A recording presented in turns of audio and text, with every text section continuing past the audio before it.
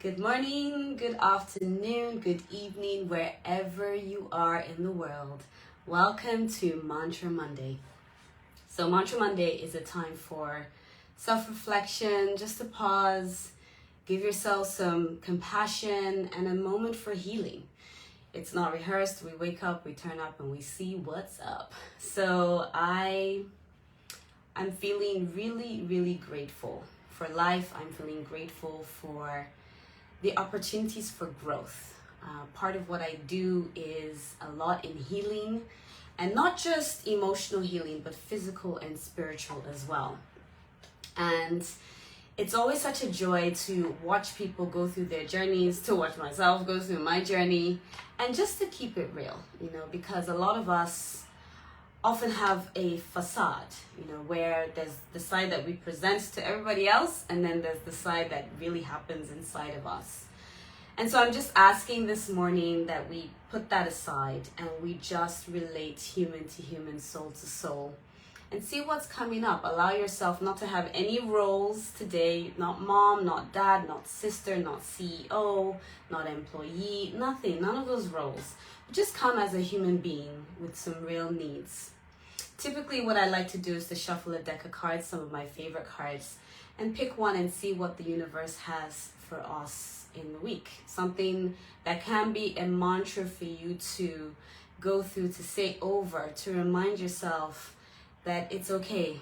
Whatever challenge, whatever adversity is going on, it's okay. Together we can go through it. So this week, I'm just looking forward and just thinking through the people that I'm grateful for, for my family, for my friends. I just feel like I have such wonderful people on my corner, right? Or in my corner. And it's a nice feeling when you don't feel like you're alone and that you've got other people supporting you. You have cheerleaders. I remember just 2 weeks ago, I remember telling you that I was going to be in a men's forum, and being in this room and being the only woman in the room. How exciting, and really exciting, because it's been something that has been a dream inside of me for such a long time, wanting to serve men, wanting to speak to them. And in one moment, no one saw this, but I just pictured my dad who's passed. He was just there sitting in the chair, and I was just thinking to myself, wouldn't this have been so beautiful if in his time, because he was a high sort of official as a diplomat when he worked for Nigeria. And I just imagine that in his time, if he had something like this, it was phenomenal. People talk about maybe stereotypically that men don't like to open up or they don't like to talk. But I tell you, this room busted all those myths, the vulnerability, the openness. And by the way, someone actually told me, don't use that word in a room of men. Don't use the word vulnerable. And I was like, but how do you not use this word? Because it is that part of us that it might sound or feel weak, but it's actually a strength to bring yourself to a position where you can present yourself authentically as you are, shadows and all, warts and all, and speak with other people and connect with them on this level. And I tell you, that's exactly how it was that day. And it was so humbling. It was such an honor. It was such a privilege. I always find it in my work such an honor that people will let you into the secret murmurs of their hearts, those secret places that they don't want to tell anyone. But to have the courage to do it in a room full of other men, it was phenomenal. And I just remember thinking in that moment, it was like me and my dad just having this moment and just feeling that sense of, I'm proud of you, girl. Because a lot of what drives my work is because I believe that there aren't enough spaces, safe spaces at that, where men can just share and just be themselves, bring the shame. And that's the thing that I saw the most, is bringing the shame without worrying about how it sounds or thinking that, this is worse than anybody else's issue or challenge. It's just, we're just all human beings having a spiritual experience, making the most of what we have and being our best selves. and they just brought things. And let me tell you, I had to hold back the tears a few times, not because of what they were sharing, but just because I was so moved by the vulnerability. And you could even feel in the room that it was almost like, oh, it's about time. I've been dying to have this conversation with another person. And it was the shared experience that was so nice to hear other men. And I'm talking like really experienced, wealthy, established men in this room.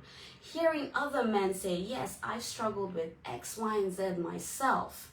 And obviously, to honor the confidentiality, I'm not going to share, but you can read between the lines. To hear other men say, yes, I'm in the same position and I'm craving, I'm looking for other men who I can talk to about this so that I can feel like I'm not the only one in the room going through this. It was amazing. It was really beautiful. And I'm excited about all that is going to come with that. And I will tell you this. Probably 95% of the time when men come to me for consultations, they will cry.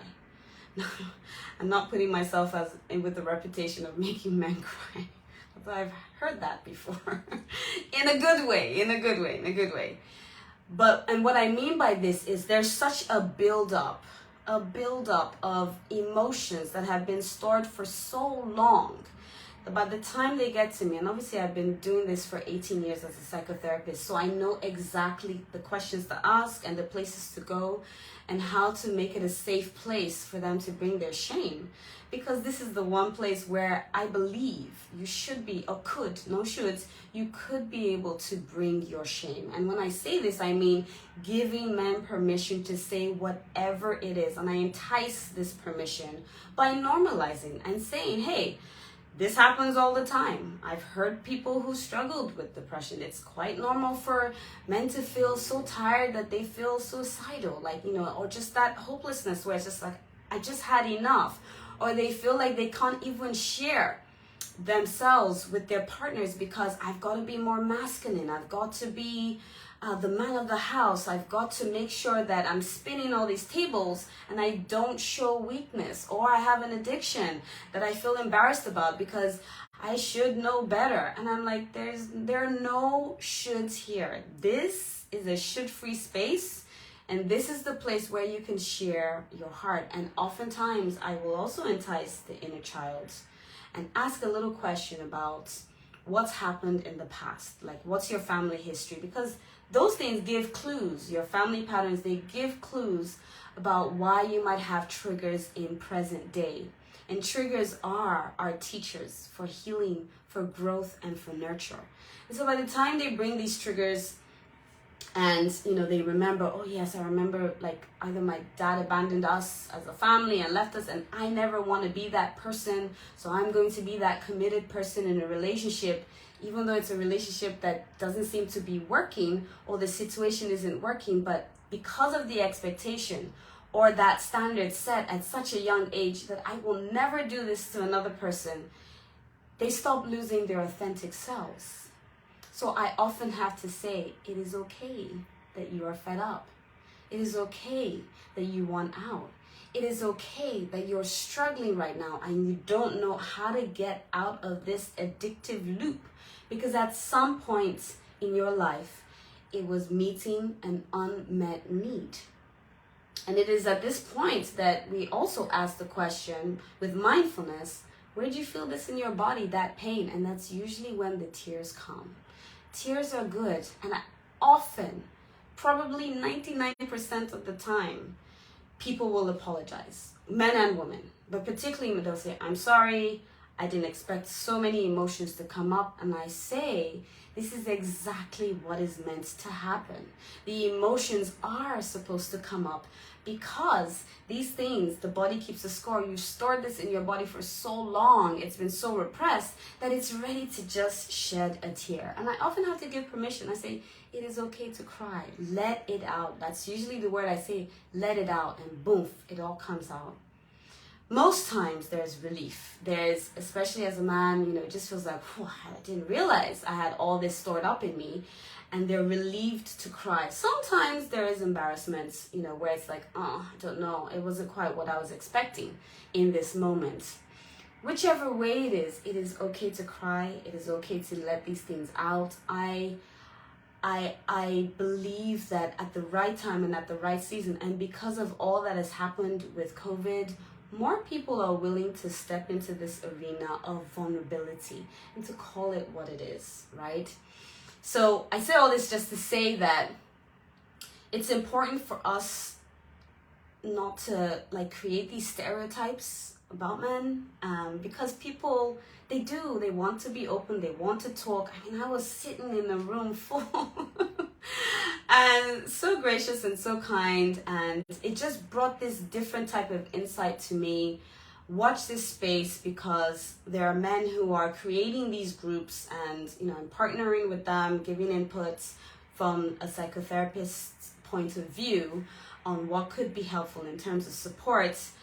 But they exist. So for those of you out there who have partners or have relationships or have cousins or friends, colleagues in the workplace who are interested in that, there's a space for it. It's coming. It will be online, and it will also be a physical space, a men's space, where you could share about the things on your heart and hear from other men how they're going through it, almost like an accountability space. Okay, so let's shuffle and see what we have in our deck of cards today. And this one is from Louise Hay, and it is a power thought card that we're picking, because I just think it's important to have motivation every single week. This one says, there is no blame. I release the need to blame anyone, including myself. We are all doing the best we can with the understanding and knowledge and awareness we have. I'm going to read that again. I release the need, because it is a need, to blame anyone, including myself. We are all doing the best that we can with the understanding, knowledge, and awareness that we have. This is beautiful, because what this is all part of the process of forgiveness. As they say, forgiveness is releasing yourself, particularly first, as to the other person as such. Of course, you're releasing the other person as well. But like we always say, unforgiveness is that drinking the poison and expecting the other person to die. Unforgiveness will sit in your body as mental health challenges. It will sit as physical ailments.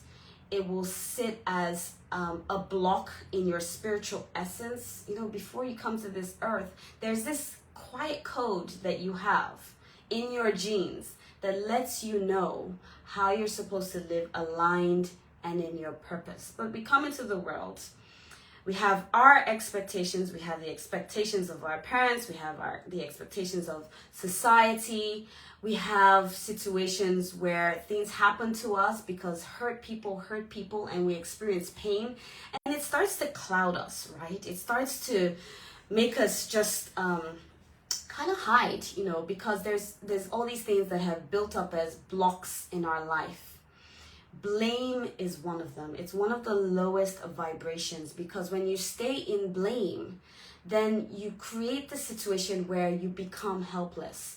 It is because of this other person is why I cannot get that job, or is why I cannot get this relationship, is why I cannot progress in my health, in my physical health, because I'm looking after my children. So I have to give my all to that, and I don't have time for myself. It's easy to shift blame, and I'm speaking for myself too. This is something that I've been forced to learn in this journey of separation this past year, 2 years, where it's like, well, there's nobody to blame. I can only look at me, myself, and I, and how I get into these patterns and these behaviors that keep me feeling stuck. And when you're able to get into that space where you acknowledge the situation. Just this morning, it's so funny. I wake up every morning and I have a process. I like to follow Vishen Lakhiani's kind of template of meditation, forgiveness, particularly the forgiveness meditation, where you think about someone that you want to forgive, you make your charge, you tell them exactly how you feel about what they've done, and then you pause. After you've done all that, you pause and you go into the space of empathy and ask the question, well, why did they behave this way? What is it in their history, in their story, that caused them to behave in this way? And have some empathy and try and put yourself in their shoes and see if maybe you can even relate to the struggle. And then ask yourself, how did you grow through it? What is the learning piece for you? And then if you're able to offer love, offer forgiveness, offer a hug, whatever, a handshake, a high five, just to release that feeling. And you do it over and over again, because it's a muscle. It's not going to go overnight. You have to do it over and over and exercise it like it's a muscle. And I did it for myself this time, and I did it for my 25-year-old self. And this is a really good exercise to do especially when you're in that sort of space where a lot of people are frustrating you about things. It's possibly because it's a mirror about things that you don't feel good about in yourself. And I went to that 25-year-old self, and I do this with my clients. I always go back. Who is that self? Who is that person in that journey? Your journey, yourself, that is. That you kind of feel, you think about that age and you're like, oh, I didn't like the way I was then. I didn't like maybe the way I looked. I didn't like how passive I was. Whatever sabotage the sabotaging message that you send to yourself, think about that. And there's something in my 25-year-old self where I look back and I think, there are some things that I found really passive, and I think a bit indecisive, or maybe financially I wasn't as astute as I could have been. And I just brought that 25-year-old self, gave my charge and said what I didn't like about that age, and then offered myself empathy. Well, why? And looking back at my history and thinking, okay, that makes sense, why all these decisions came to play. And offering that empathy, and then thinking, well, how have I grown since then? And my 43-year-old self now could just embrace her. I just held her in my arms and just said, it's okay, gosh, who you become, just like decades over, it is so different, right? And you learn, you grow, you live aligned, you're in freedom, and we just hug. And I accept and acknowledge that side of myself. And then offer love, offer release. And when you do this for yourself, wow. First, you start to notice a different sense of peace in your heart, a different way that you look at other people and situations. And you can then do that for other people too. So the mantra is, there is no blame.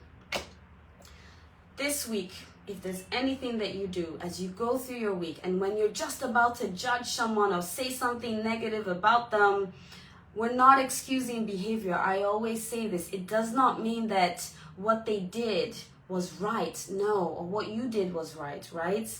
We're just not giving blame. Whenever you're tempted to blame this week, catch yourself. Rant about it, do whatever you need to do with it.